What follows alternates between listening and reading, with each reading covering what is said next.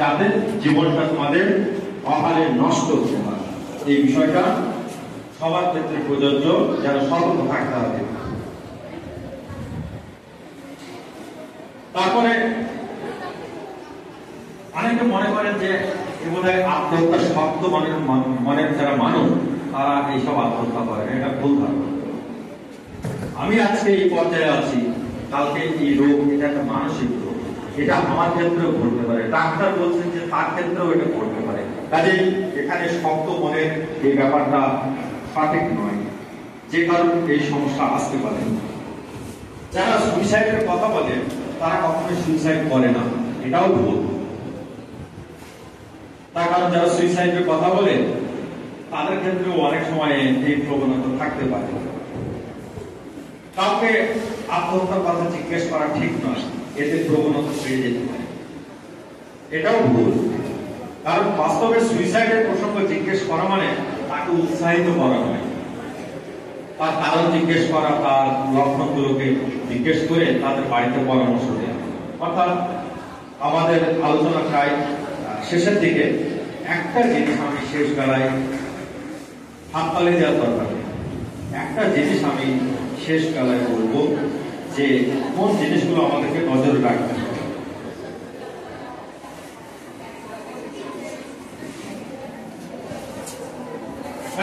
থামো থামো, আমাদের বয়সে বা আমাদের চোখের সামনে যদি কাউকে অবসাদগ্রস্ত দেখি তাহলে তাকে চিকিৎসা করালে কিন্তু সেরে যাবে।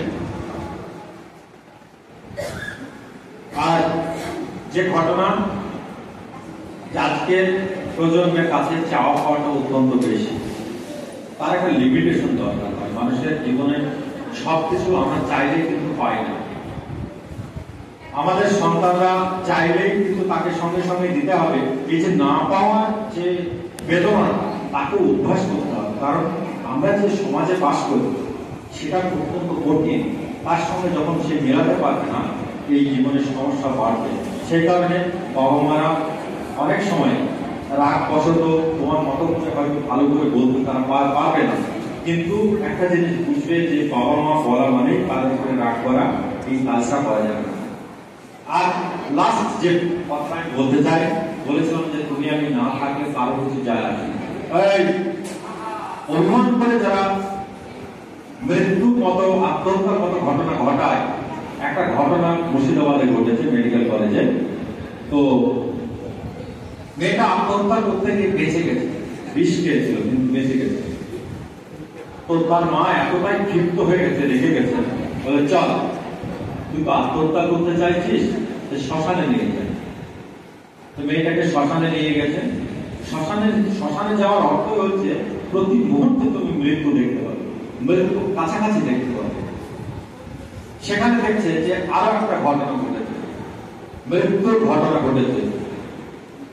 সন্তান মারা গেছে, বাবা মা কাঁদছে। তার বাবা মা তাকে বলছে যে ওই যে কান্নাকাটি করছে, ও কিছুক্ষণ পরে কান্নাটা থামিয়ে দেবে, দেখ সত্যি সত্যি থেমে গেল, কিছুক্ষণ পরে দেখ চা খাওয়া। সত্যি সত্যি তাকে ধরে নিয়ে গিয়ে বললেন যে যা হওয়ার হয়েছে চলো একটু চা খায়। সে চা খাচ্ছে।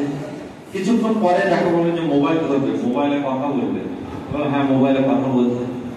কিছুক্ষণ পরে ও ফেসবুক খুলবে, তোমাকে ভুলে যাবে।